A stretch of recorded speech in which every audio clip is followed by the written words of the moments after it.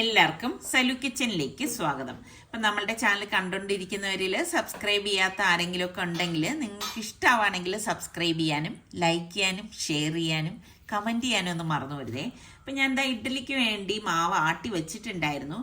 അപ്പോൾ അതൊന്ന് ഇളക്കിയിട്ട് മാറ്റി വയ്ക്കണം കേട്ടോ. ഇതിപ്പോൾ പെരുന്നാളിൻ്റെ പിറ്റേ ദിവസം രാത്രിയുള്ള കാര്യമാണ് കേട്ടോ. അപ്പം പെരുന്നാളിന് നമ്മൾ ഉച്ചയ്ക്കും വൈകുന്നേരവും രാവിലെയും ഒക്കെ ഈ ബിരിയാണിയും ഇറച്ചിയും ഒക്കെ കഴിച്ചിട്ട് ശരിക്കും പറഞ്ഞാൽ നല്ല സിമ്പിളായിട്ടുള്ള ഭക്ഷണം കഴിക്കാനായിരിക്കും നമുക്കൊക്കെ ഒരു ഇൻട്രസ്റ്റ് അല്ലേ. ഇവിടെയൊക്കെ അങ്ങനെയാണ് കേട്ടോ. അപ്പം ഞാൻ സാമ്പാർ ഉണ്ടാക്കാൻ വേണ്ടി സാമ്പാർ പരിപ്പ് ഒന്ന് കഴുകിയെടുക്കാൻ കേട്ടോ. ശരിക്കും ഇനിയിപ്പം സ്കൂള് തുറക്കുകയാണ്. അപ്പം ജോലിക്കൊക്കെ പോകുന്നവർക്കാണ് ഭയങ്കര ടെൻഷൻ. അവർക്ക് ജോലിക്ക് പോകണം, പിന്നെ കുഞ്ഞുങ്ങളെ സ്കൂളിൽ വിടണം. ഇപ്പം ജോലിക്ക് പോകാത്തവർക്കും ഇതൊരു ടെൻഷൻ തന്നെയാണ് കേട്ടോ. അപ്പം ശരിക്കും പറഞ്ഞാൽ നമ്മളൊരു പ്ലാനിങ്ങോടുകൂടി ഓരോ കാര്യങ്ങൾ ചെയ്യുകയാണെങ്കിൽ നമുക്ക് ഒരു ടെൻഷൻ ഇല്ലാതെ തന്നെ എല്ലാം നല്ല സ്മൂത്തായിട്ട് ചെയ്യാൻ പറ്റുമേ. അപ്പം നാളെ എന്താണ് ബ്രേക്ക്ഫാസ്റ്റ് ഉണ്ടാക്കുന്നതെന്ന് നമ്മൾ തലേദിവസം തന്നെ ഒരു പ്രിപ്പറേഷൻ അതിന് വേണ്ടിയിട്ട് ചെയ്തു വയ്ക്കാം. ഇപ്പം എക്സാമ്പിൾ പറയുകയാണെങ്കിൽ ഇപ്പം നമ്മൾ കടലയും അപ്പവുമാണ് നാളെ ഉണ്ടാക്കാൻ ഉദ്ദേശിക്കുകയാണെങ്കിൽ നമുക്ക് കടല വൈകുന്നേരം രാത്രി കിടക്കുന്നതിന് മുൻപ് കുതിരാനായിട്ട് വെക്കാം. പിന്നെ വറുത്തരച്ച കറിയാണ് നമ്മൾ ഉണ്ടാക്കാൻ അങ്ങനെ ഒരു ഉദ്ദേശമാണെങ്കിൽ നമുക്ക് തേങ്ങയും മസാലയും ഒക്കെ ഒന്ന് വറുത്ത് തലേദിവസം രാത്രി തന്നെ വെക്കാം. അപ്പോൾ പിറ്റേ ദിവസം ആകുമ്പോൾ നമുക്ക് അധികം പണിയില്ല. ഇതുപോലെ നമ്മൾക്ക് അരച്ചിട്ട് കറിയിലേക്ക് ആക്കിയാൽ മാത്രം മതി. അതിപ്പോൾ ഉച്ചത്തേക്കാണെങ്കിലും ഇതുപോലെ തന്നെ രാവിലെ ചെയ്തെടുക്കും. അപ്പോൾ ജോലിക്ക് പോകുന്നവർക്ക് എപ്പോഴും ഒരുപാട് സമയമൊന്നും കിട്ടണം എന്നില്ലല്ലോ. എന്തായാലും ഞാൻ നമ്മുടെ സാമ്പാറിൻ്റെ പരിപ്പൊന്ന് കഴുകി കുക്കറിലേക്ക് ഇട്ടു. വളരെ സിമ്പിളായിട്ടുള്ള സാമ്പാർ ആണ് ഞാൻ ഈ ഉണ്ടാക്കുന്നത്. ഇതിലേക്ക് പച്ചമുളകും കുറച്ച് കറിവേപ്പിലയും കൂടി ഇട്ട് കൊടുക്കുകയാണ് കേട്ടോ. ശരിക്കും പറഞ്ഞു കഴിഞ്ഞാൽ ഈ പച്ചക്കറികളൊക്കെ ഒരുപാട് ചേർത്തിട്ട് നമ്മൾ ഉണ്ടാക്കുമ്പോഴേക്ക് കുട്ടികളൊക്കെ മാറ്റി വെക്കൂലേ. അപ്പം ഇവിടെ പിന്നെ ഞാൻ കൂടുതലും ഈ ഒരു സിമ്പിൾ സാമ്പാറാണ് മിക്കവാറും ഉണ്ടാക്കുന്നത് കേട്ടോ. ഇതിലേക്ക് പാകത്തിനുള്ള ഉപ്പും കുറച്ച് മഞ്ഞപ്പൊടിയും കൂടി ഇട്ട് കൊടുക്കാം കേട്ടോ.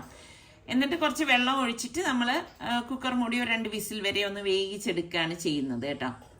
അപ്പോൾ ഈ സ്കൂള് തുറക്കുന്ന ടൈമിൽ എല്ലാ വീട്ടിലും വീട്ടമ്മമാർക്കും ഒരു ടെൻഷൻ തന്നെയാണ്. അതിനിപ്പോൾ ജോലിക്ക് പോകുന്നവരാണെങ്കിലും അതല്ല വീട്ടിലിരിക്കുന്നവരാണെങ്കിലും ഇത് തന്നെ ആയിരിക്കും അവസ്ഥ.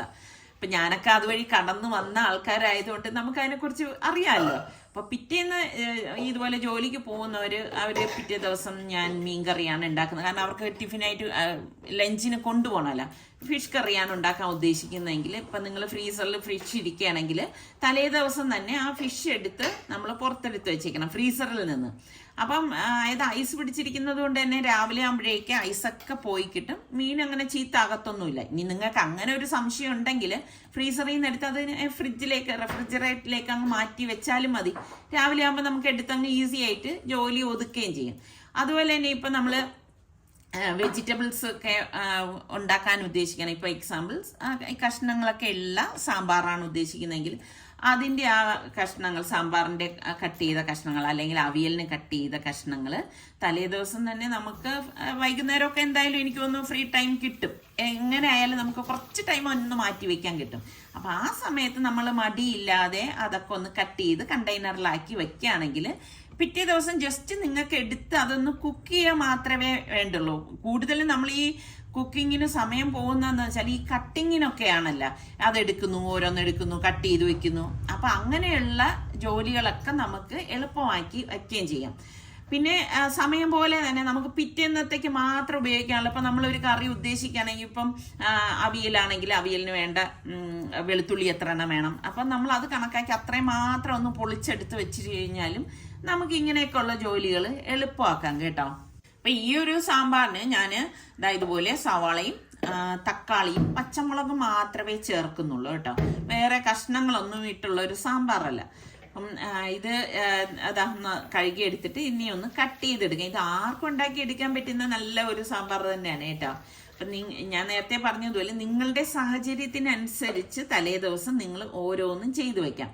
അപ്പം അതുപോലെ തന്നെ കിച്ചണിൽ ഇപ്പം തലേ ദിവസം നമ്മൾ കിടക്കുന്നതിന് മുൻപ് തന്നെ ഇപ്പം കിച്ചണൊക്കെ ഒതുക്കി ജോലി എല്ലാം കഴിഞ്ഞ് കഴിയുമ്പോൾ എല്ലാം ഒതുക്കി പാത്രങ്ങൾ കുറച്ചുണ്ടാവുമല്ലോ, നമ്മൾ ഡിന്നർ കഴിച്ച പാത്രങ്ങളും അതെടുത്ത് വെച്ച പാത്രങ്ങളൊക്കെ ഏത് വീട്ടിലായാലും അത് കുറേ ഉണ്ടാവും കഴുകാനായിട്ട്.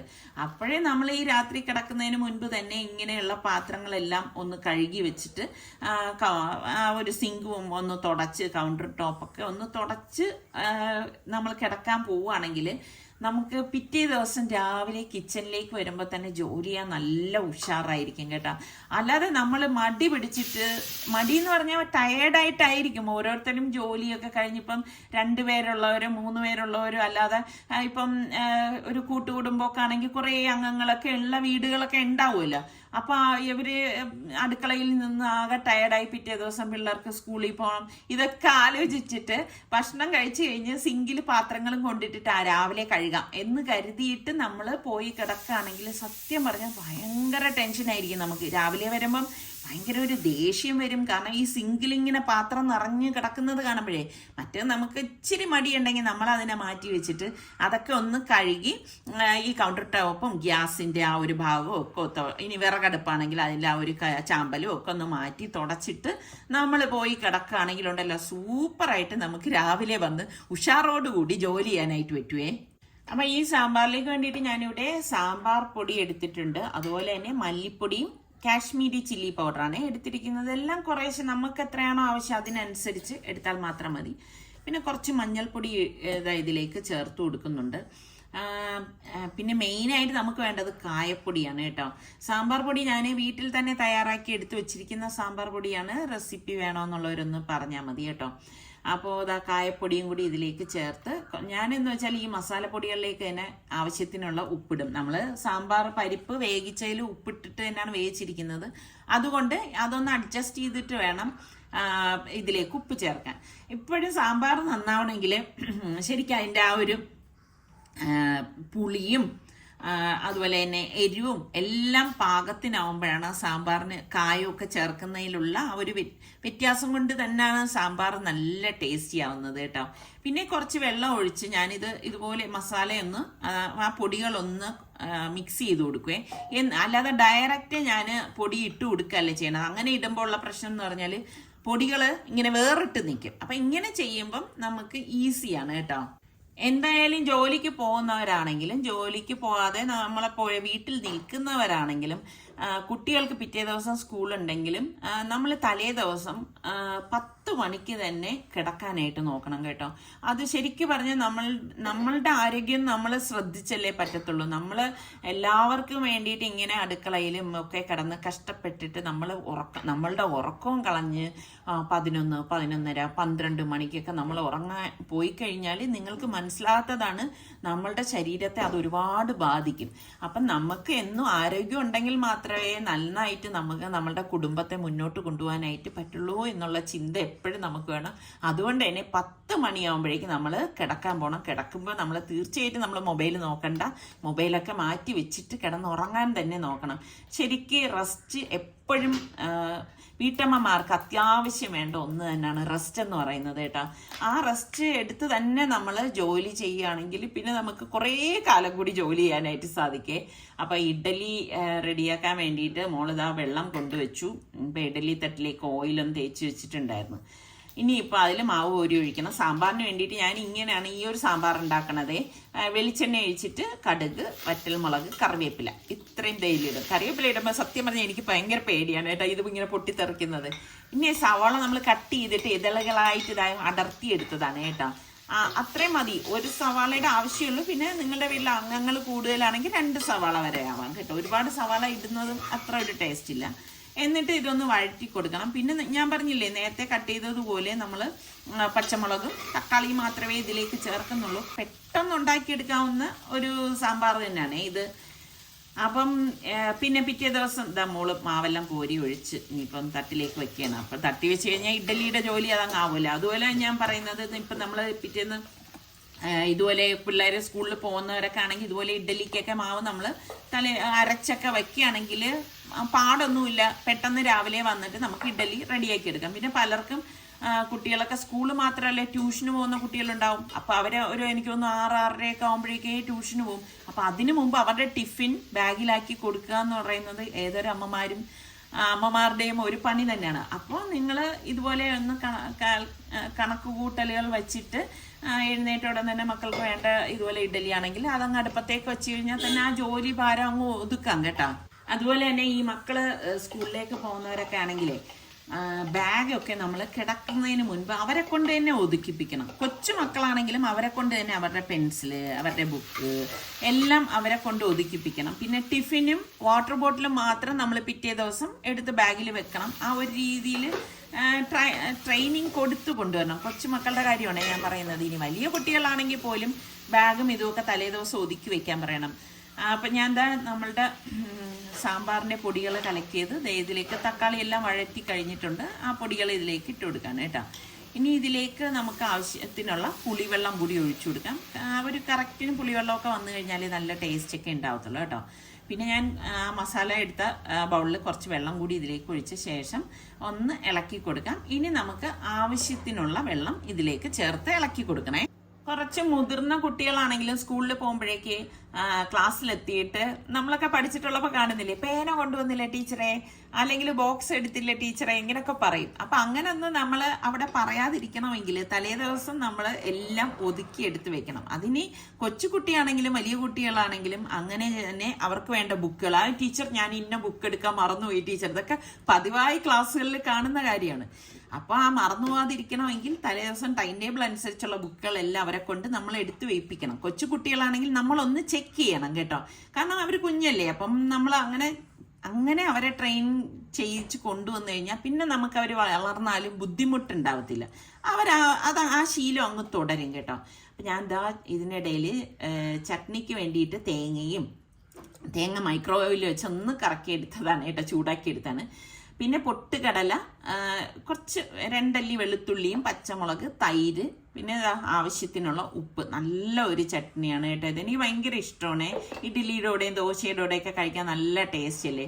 ആ ചട്നി തന്നെ ഒരുപാട് വിധത്തിൽ ഞാൻ ഉണ്ടാക്കിയിട്ടുണ്ട്. ഇത് നല്ല ടേസ്റ്റാണ് കേട്ടോ. പിന്നെ കുറച്ച് മല്ലിയില ഉണ്ടല്ലോ, അതും കൂടി വെച്ച് നമുക്ക് ഇനി ഇതൊന്ന് അരച്ചെടുക്കണം കേട്ടോ. വളരെ സിമ്പിളായിട്ടുള്ള ചട്നിയാണ്. ഞാൻ ഉണ്ടാക്കുന്ന വിഭവങ്ങളെല്ലാം എല്ലാവർക്കും ഉണ്ടാക്കിയെടുക്കാൻ പറ്റുന്ന വളരെ സിമ്പിൾ വിഭവങ്ങളാണ് എപ്പോഴും കാണിക്കുന്നത് കേട്ടോ. പിന്നെ ഇതൊന്ന് അരച്ചിട്ട് നമുക്ക് വെള്ളം ആവശ്യമാണെന്ന് തോന്നുകയാണെങ്കിൽ ഇതുപോലെ കുറച്ച് ഒഴിച്ചിട്ട് ഒന്ന് അരച്ചെടുക്കണം. ഒരുപാട് ലൂസായിട്ടുള്ള ചട്നിയല്ല കേട്ടോ ഇത്. അപ്പോൾ ഇതിവിടെ ഞാൻ അരച്ചെടുക്കുകയാണ്. സാമ്പാർ മാത്രം കഴിക്കുന്നതിനേക്കാളും നമ്മൾ ഇഡ്ഡലിക്കൊപ്പം ഈ ഒരു ചട്നിയൊക്കെ കൂട്ടി കഴിക്കുമ്പോൾ നല്ല ടേസ്റ്റ് അല്ലേ. അപ്പം ഞാൻ മുട്ട പുഴുങ്ങാൻ വേണ്ടിയിട്ട് അഗാറോ ഗ്രാൻഡിൻ്റെ എഗ് ബോയിലർ ആൻഡ് പോച്ചറാണ് എടുത്തിരിക്കുന്നത്. ഇതാണ് ഈ പോച്ചിങ് ട്രേ എന്ന് പറയുന്നത്. അത് ഞാൻ ഇനി എപ്പോഴെങ്കിലും ഉണ്ടാക്കുന്ന സമയത്ത് ഞാൻ കാണിച്ചുതരാം. ഇപ്പം എനിക്കിത് ആവശ്യമില്ലാത്തതുകൊണ്ട് ഞാൻ മാറ്റി വെച്ചു. പിന്നെ നമ്മളുടെ എഗ് ബോയിലിംഗ് ട്രേ ഉണ്ടല്ലോ, അത് വന്നിട്ട് ഫുഡ് ഗ്രേഡ് ആയിട്ടുള്ള ട്രേ തന്നെയാണ് കേട്ടോ. പിന്നെ നമുക്ക് മെഷറിംഗ് കപ്പിലേക്ക് 85 ml വെള്ളമാണ് ഞാൻ ഒഴിക്കുന്നത്. ഹാർഡ് ബോയിൽ ചെയ്യാൻ വേണ്ടിയിട്ടാണ് കേട്ടോ. മീഡിയം ആണെങ്കിൽ നമുക്ക് 55 മതി. ഇനി അതല്ല സോഫ്റ്റ് ആയിരുന്നെങ്കിൽ 35 ml എടുത്താൽ മതിയേ. അപ്പം ഇതിന് തന്നെ എഗ് പിന്നുണ്ട്, അതുകൊണ്ടൊന്ന് മുട്ട കുത്തിയിട്ട് നമുക്ക് മുട്ട ഇതുപോലെ ട്രേയിലേക്ക് വെച്ച് കൊടുത്താൽ മതി. ഞാൻ 8 മുട്ടയോളം നമുക്ക് ഒരു സമയത്ത് ഇതിലേക്ക് ബോയിൽ ചെയ്ത് എടുക്കാനായിട്ട് പറ്റും കേട്ടോ. വളരെ നല്ലതാണ്. അപ്പം ഞാൻ മുട്ടയെല്ലാം എടുത്തു വെച്ചു. പിന്നെ വേറൊന്നുമില്ല, നമുക്ക് സ്വിച്ച് ഓൺ ചെയ്ത ശേഷം ഇതൊന്ന് ഓൺ ചെയ്ത് കൊടുത്താൽ മാത്രം മതി. ആ ബ്ലൂ ലൈറ്റ് ഓഫ് ആവുമ്പോഴാണ് അത് റെഡി ആവുന്നത് കേട്ടോ. ഓട്ടോമാറ്റിക്കലി തന്നെ ഓഫ് ആവും. അപ്പം ഇതിൻ്റെ ഇടയിൽ നമ്മളുടെ ഇഡ്ഡലിയും റെഡി ആയിട്ടുണ്ട്, സാമ്പാറും റെഡിയായി, നല്ല വെട്ടിത്തിളയ്ക്കുന്നു, അടിപൊളി മണം വരുവാണ് കേട്ടോ.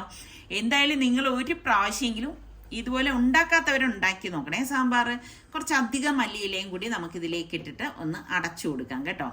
അപ്പോൾ മുട്ട സ്റ്റീമായിക്കൊണ്ടിരിക്കുകയാണ്. ഇനിയിപ്പോൾ നമുക്ക് ചട്നി ബൗളിലേക്ക് ഒഴിച്ച ശേഷം ഇതൊന്ന് താളിച്ചിടണം കേട്ടോ. അത്ര മാത്രമേ ഉള്ളൂ ഇതിൻ്റെ പണി. അപ്പം നിങ്ങൾ തിരക്ക് പിടിച്ചുള്ളവർക്ക് വളരെ യൂസ്ഫുൾ ആയിട്ടുള്ള ഉണ്ടാക്കാൻ പറ്റുന്ന ഒരു കറി തന്നെയാണ് കേട്ടോ ഇത്. പിന്നെ ഞാൻ നേരത്തെ സ്കൂളിൻ്റെ കാര്യം പറഞ്ഞില്ലേ, അപ്പോൾ ഈ യൂണിഫോമൊക്കെ ഇപ്പം പലർക്കും കിട്ടിയിട്ടുണ്ടാവും. അപ്പം നമ്മൾ തലേ ദിവസം തന്നെ അത് ഇപ്പോൾ ചിലപ്പോൾ 2-3 കുട്ടികൾ സ്കൂളിലേക്ക് പോകുന്നവരുണ്ടാവും. അപ്പോൾ യൂണിഫോമൊക്കെ തലേന്ന് തന്നെ തേച്ചൊക്കെ വെച്ച് കഴിഞ്ഞാൽ തന്നെ രാവിലെ നമുക്കുള്ള ടെൻഷനൊക്കെ ഒഴിവാക്കാം കേട്ടോ. അല്ലെങ്കിൽ പിന്നെ ഭയങ്കര ടെൻഷനില്ലേ, ഇവർക്ക് രാവിലെ യൂണിഫോം ആയില്ല, ബോട്ടിലെടുത്ത് വെച്ചില്ല, ബുക്ക് വെച്ചില്ല എന്നൊക്കെയുള്ള. പിന്നെ കുട്ടികളെ അടുത്ത് നിർബന്ധമായിട്ട് ഇപ്പം മഴക്കാലമാണ്, ഇപ്പം ബസ്സിലൊക്കെ പോകുന്നവരാണെങ്കിൽ കുട എടുത്ത് വെക്കാൻ പ്രത്യേകം ശ്രദ്ധിക്കണം കേട്ടോ.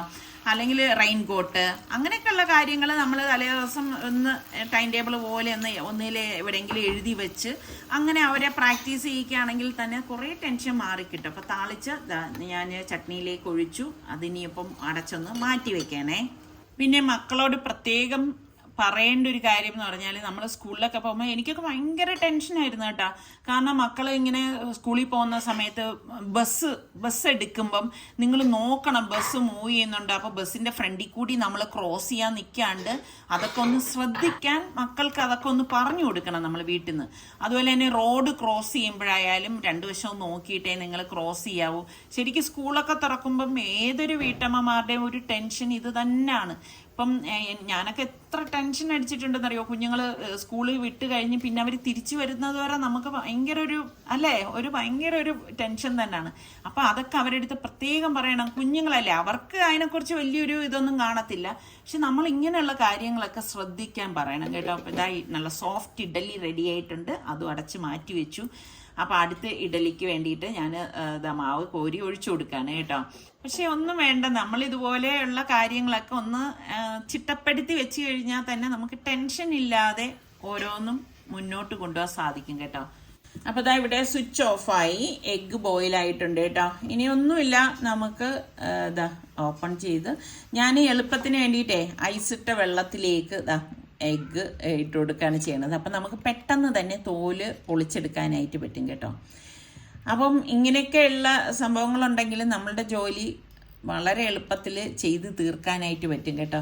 പിന്നെ ഇതുപോലെ നമ്മളുടെ ഈ അഗാറോ എഗ് ബോയിലർ എനിക്ക് ഭയങ്കര യൂസ്ഫുൾ ആയിട്ടുള്ള ഒന്നാണ് കേട്ടോ. തിരക്ക് പിടിച്ച സമയങ്ങളിലാണ് ഇതെനിക്ക് ഭയങ്കര ഒരു ഹെൽപ്പറായിട്ട് തോന്നിയിട്ടുള്ളതേ. അപ്പോൾ ഞാൻ മുട്ടയെല്ലാം പുഴുങ്ങി എടുത്ത് വെച്ചിട്ടുണ്ട്. ഇനിയിപ്പോൾ വേറൊന്നുമില്ല, നമുക്ക് ഇന്നത്തെ ഡിന്നർ കഴിക്കാനായിട്ട് പോവാണ്. അപ്പം നമ്മളെ വീട്ടമ്മമാർ എപ്പോഴും പോഷകാഹാരങ്ങൾ കഴിക്കാൻ പ്രത്യേകം ശ്രദ്ധിക്കണേ, എങ്കിൽ മാത്രമേ നമുക്ക് തുടർന്നുള്ള ജോലികളൊക്കെ നല്ല ഉഷാറോടുകൂടി ചെയ്യാനായിട്ടൊക്കെ സാധിക്കത്തുള്ളൂ. അപ്പോൾ ഇതാണ് നമ്മളുടെ ഇന്നത്തെ ഡിന്നർ എന്ന് പറയുന്നത്. അടുത്ത് നല്ല റെസിപ്പിയോ അടിപൊളി വ്ളോഗായിട്ടൊക്കെ കാണുന്നത് വരെ എല്ലാവർക്കും ബൈ.